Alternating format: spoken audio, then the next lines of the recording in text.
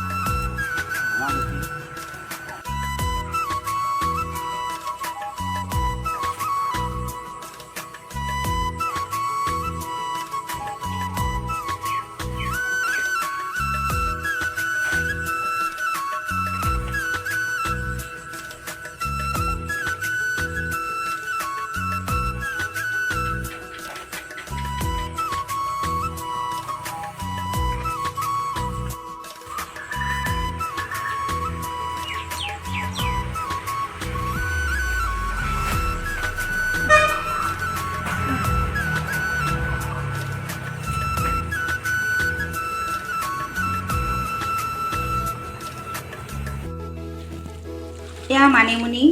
পথাৰৰ পৰা আনিছিলোঁ ইয়াতে ঘৰত যিমান গছ গছনি আছে আগবিলাক আছে সকলোৱে মই 100 আগ বিচাৰিলোঁ মই মোৰ আজি গৰু বিহু যিখিনি পৰম্পৰা নীতি নিয়মখিনি আপোনালোকৰ আগত দেখালোঁ যিহেতু নতুন প্ৰজন্মই এইবোৰ আচলতে দেখুৱাব লাগে সিহঁতে তেতিয়াহে পাছলৈ জানিব নহয় জানো সেইকাৰণে এইখিনি এয়া মানিমুনি 100 আগ মানি থৈছোঁ ইয়াতে ঔষধি গুণ সম্পন্ন এইখিনি স্বাস্থ্যৰ কাৰণে ভাল বছৰেকৰ এবাৰ খাব লাগে